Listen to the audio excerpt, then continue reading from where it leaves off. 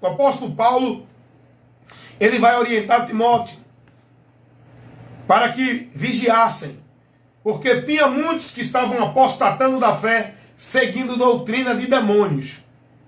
Apostatar quer dizer desviar, abandonar, afastar-se, não seguir mais.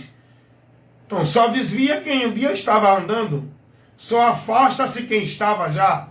Então apostatar da fé é quem recebeu a fé, foi esclarecido, foi abençoado, foi contemplado pela promessa, recebeu a alegria da salvação, mas não perseverou, apostatou-se da fé, seguindo, pegando desvio, outro ensino, outra doutrina, como essa doutrina da predestinação fatalista, da graça irresistível, de que não se precisa mais se preocupar com nada, porque o sacrifício de Jesus foi feito, e agora tudo já foi destruído, não tem mais pecado, não tem mais diabo. Ei, o pecado existe, continua. O diabo continua nos tentando, e se a gente não vigiar, a Bíblia ensina isso, irmão.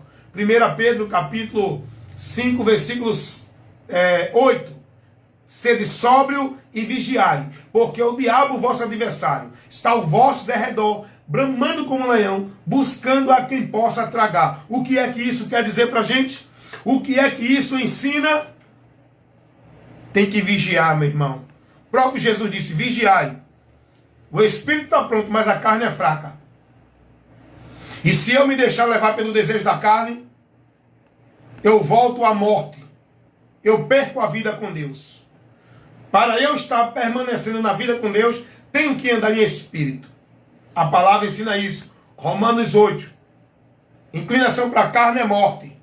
Para o espírito é vida. Quem anda na carne não agrada a Deus. É inimigo de Deus. Cuidado com esse ensino da graça irresistível. Temos que perseverar, irmãos. Nós não estamos ainda glorificados. Enquanto estiver neste corpo, tem que viver aqui uma vida combatendo o bom combate da fé até findar a carreira. A carreira só vai findar quando sairmos desse corpo e ser restaurado do incorruptível, num corpo transformado, num corpo incorrupto, porque nós ainda estamos vivendo aqui, nosso espírito foi justificado, mas ainda habitamos nesse corpo, e se deixar, se levar pelo desejo da carne, do pecado, da natureza corrompida, que hoje ainda habitamos nesse corpo sujeito à corrupção, vamos apostatar da fé, vamos perder a comunhão com Deus, vamos entristecer o Espírito Santo e vamos voltar para a lama do pecado novamente. A Bíblia ensina isso. É como um porco que foi lavado e depois de lavado volta à lama novamente. Isso é uma simbologia da situação do pecador que é restaurado por Deus e depois volta novamente a ser escravo do pecado, porque voltou a satisfazer e a viver. Não resistiu ao diabo.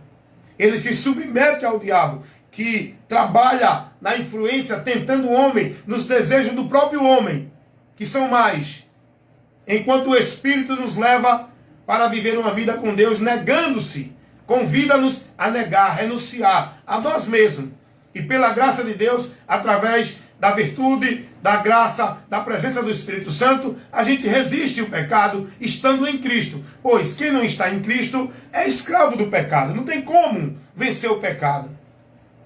Eu venço, resisto o pecado estando em Cristo. Mas se eu me desviar de Cristo, apostatar da fé, eu sou vencido novamente pelo pecado. Então, não existe esse negócio de graça irresistível, porque o homem, ele é chamado por Deus para receber a salvação gratuitamente. Pela graça ele ser salvo, ele está transformado, viver para Deus, estar no reino de Deus, na vida em submissão a Deus, mas ele tem a escolha. Ele pode escolher voltar, ele pode escolher recuar, ele pode escolher não querer mais. Aguardar a promessa, perseverar no caminho de salvação, andar no estreito, se submeter-se a Deus, ele pode.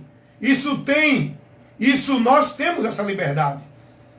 O salvo não está dentro de um cabresto de Deus, dizendo você vai ter que ficar aqui, andar por aqui, e não tem outro caminho não. É aqui, porque eu quero você aqui. Não, Deus ele quer você com ele, por livre, espontânea vontade, escolha própria, amém?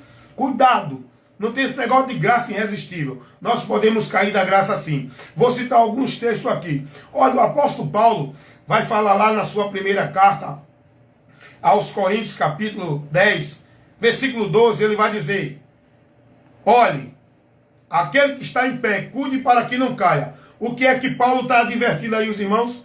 O que é que está sendo ensinado aí? Sabe o que significa cair? Vai lá para Oséias 14:1, que você vai ver, cair é voltar ao pecado.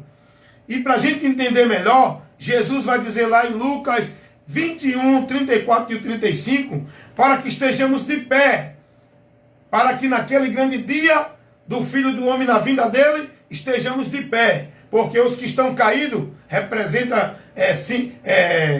significa os que estão no pecado, não vão estar diante de Deus nesse dia.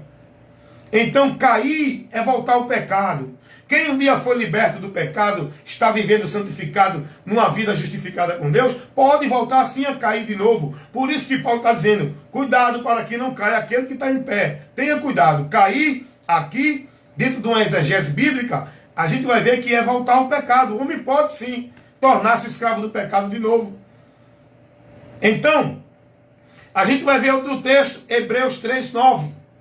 Vai dizer assim: conserve firmemente a confiança e a glória da esperança até o fim. Nós devemos conservar. Conservar é se manter, é reter, é estar firme até o fim. Cuidado, tem muitos que vai, mas não vai até o fim.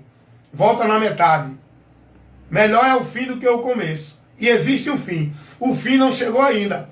O fim, para nós que vivemos hoje por fé em Cristo, só vai se dar ou com a nossa morte, que aí nós saímos deste corpo, nossa alma vai estar em descanso até o dia da ressurreição do corpo, e já não tem mais perigo de se desviar, porque esse sim já está guardado, sem mais o risco de desviar. Por quê? Porque saiu do corpo, saindo deste mundo. Mas nós que estamos aqui neste mundo ainda, nesse corpo, temos que estar vigiando. O fim para nós que estamos aqui ainda só vai se dar quando Jesus voltar.